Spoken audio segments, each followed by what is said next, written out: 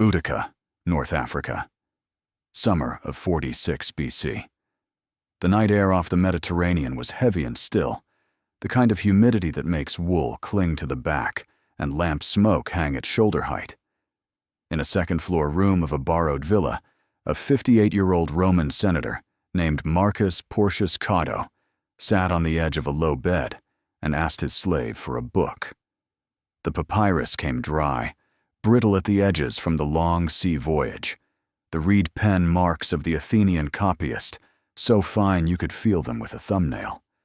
The book was Plato's Phaedo, the dialogue in which Socrates drinks hemlock and calmly argues with his friends about the immortality of the soul while the poison rises through his legs. Cato read it by oil lamp. He set it down. He slept for a few hours.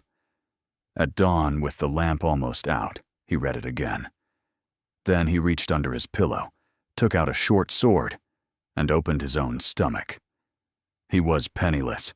He had lost the war. He had no army, no office left, no heir of consequence. And within 150 years, he would be the man every Roman emperor quoted to himself when he needed to remember what a human being was supposed to look like. He could have lived. Julius Caesar, the man who had just crushed his army at Thapsus, had publicly promised to pardon him. That was precisely what Cato could not accept. In the next 12 minutes, you'll see why the most rigid Stoic in Roman history chose a blade over a handshake. You'll see why his death, not his life, became the one thing Caesar could never win against. And you'll see the exact trade you are making right now, today, every time you accept a mercy you did not ask for.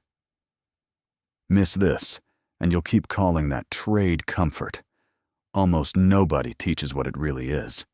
He would not be forgiven. Cato was not dying over a battle. He was dying over a word. The word was clementia, clemency. Caesar's signature move, and the most intelligent political weapon ever invented by a Roman.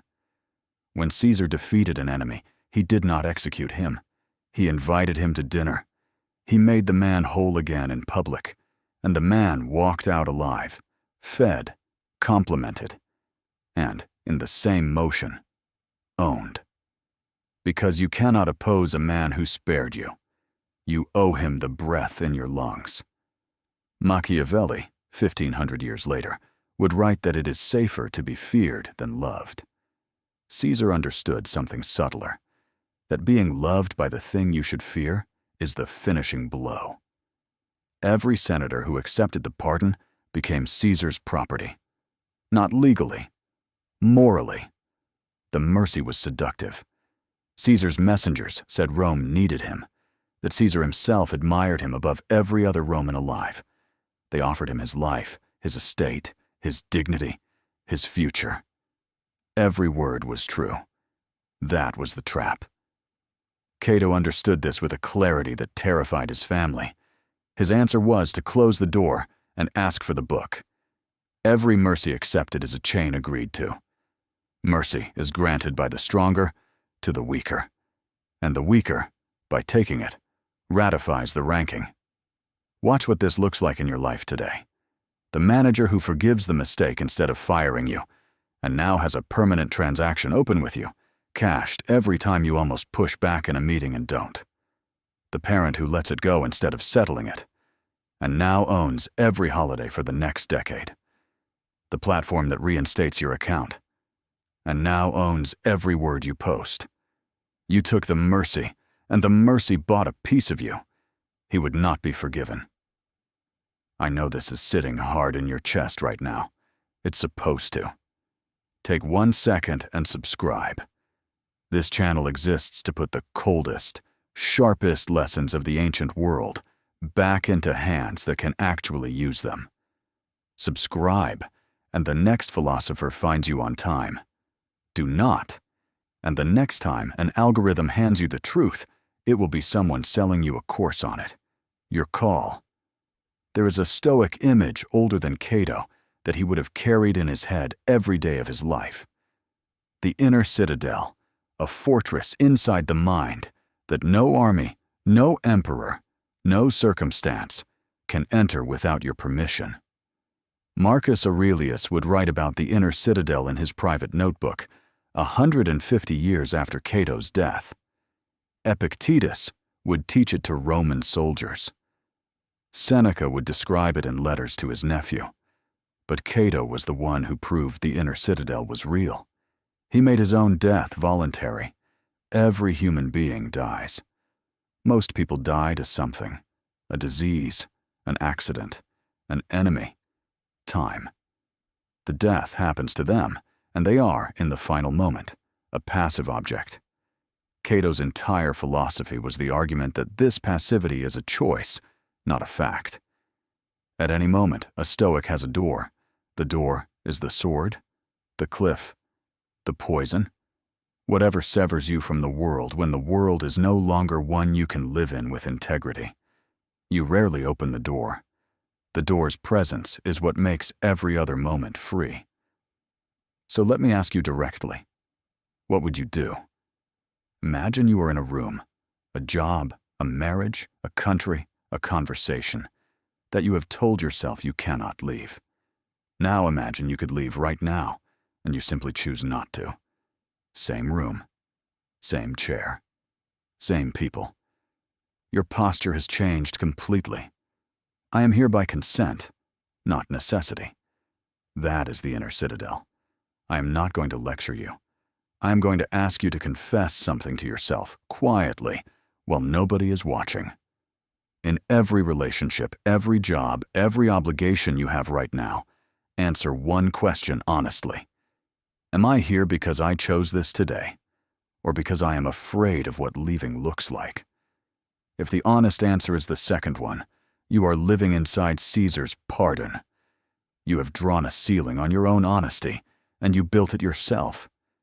You do not have to die like Cato to learn from Cato. You only have to locate the door in the room you are already in and notice it is unlocked. The moment you notice, the room changes. The employer changes. The mercy changes. The life changes. Cato knew where his door was. That is all Stoicism is. He would not be forgiven. If you've made it this far, you already understand something most people never will.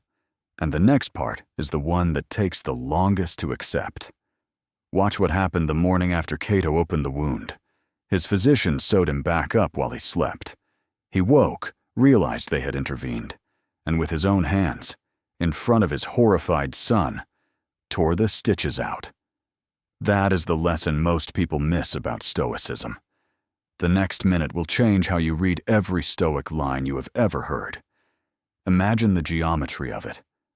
The room at dawn, the sun frozen in the doorway, Cato's hand, open and steady, coming down to the stomach, 2 fingers hooking a single gut stitch. The space between the hand and the wound, that narrow arc of air, is where the entire philosophy lives. It is not a violent gesture. It is severe, blunt, exact. A man editing his own final sentence with his fingernails. Why did he read Phaedo twice the night before? Because he was not killing himself in grief. He was not killing himself in despair.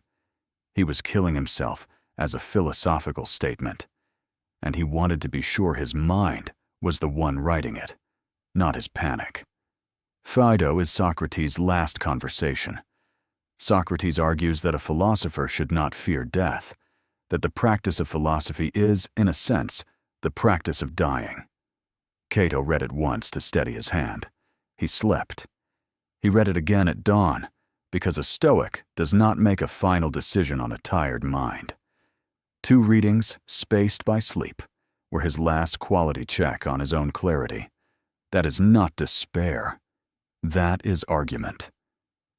Cato's death was the closing line of a speech he had been giving his entire life. A speech about what a Roman was, what dignity was, what the Republic was. Caesar had taken Rome. Caesar had taken the Senate. Caesar had taken the army. Caesar could not take the speech, and the speech needed a period at the end, or it was just noise. When his physicians stitched the wound, they erased the period. Cato tore it back, not out of rage, out of grammar. How you leave a thing is what the thing meant. If you grind through a job for 30 years and walk out quietly, the 30 years shrink to a shrug. If you leave a thing the way Cato left Rome, deliberate, undefeated, on your own terms, the entire arc before it gets reread through the exit. The exit teaches the story what it was. Every door you walk through is a sentence you are writing about the room you were in. The way you quit a bad relationship is what the relationship was. The way you answer a cruel message is what the cruelty meant. The physicians meant well. So does every mercy. And mercy that edits your final sentence is not mercy. It is theft wearing a robe. He would not be forgiven. Back to that night in Utica. The humidity. The oil lamp almost out. The second reading of Phaedo. The short sword under the pillow. A 58-year-old Roman senator who had lost a war, but refused to lose the word he was going to end the war with. Caesar heard the news and wept. Not for Cato, for himself. He said, "Cato, I grudge you your death, as you would have grudged me the preservation of your life." Even Caesar understood what had happened. Cato had, with one blade, robbed the most powerful man in the world of the one prize he wanted most. The chance to forgive Cato in public, in the Forum, in front of Rome, forever. The funeral was Cato's, but the fireworks were Caesar's, and they went off inside him for the rest of his life. A dead man had won. If this landed on you, if one sentence in here is still vibrating, do two things right now. Subscribe so the next philosopher finds you on time. Then click the video I'm putting right here on the end screen. The emperor who governed a dying empire with a private notebook. Marcus Aurelius inherited the citadel Cato died defending. Watch that one next. It finishes the argument Cato started. He would not be forgiven. He was not asking to be.